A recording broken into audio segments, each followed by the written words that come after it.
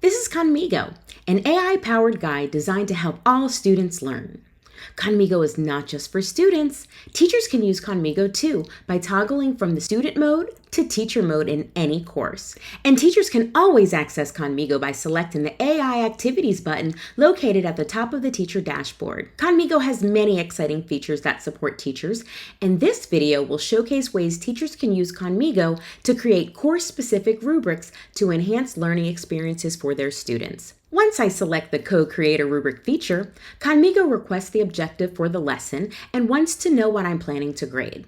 If I know the standard, I can include that as well. My students are going to be writing a research paper for a science lesson that we just completed.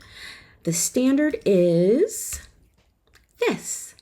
I love that Khanmigo knows exactly what I'm talking about. Khanmigo will then ask me a series of questions throughout this process so that we are truly collaborating to co-create the perfect rubric that I want. Throughout the process, Khanmigo is always going to want my input and ask me if I want to make any changes. Could you simplify the explanation a bit for my students? This is much better. Once I've answered all of Khanmigo's questions, the magic begins, and Khanmigo creates a rubric that is detailed and specific so my students will know exactly what they're being graded on.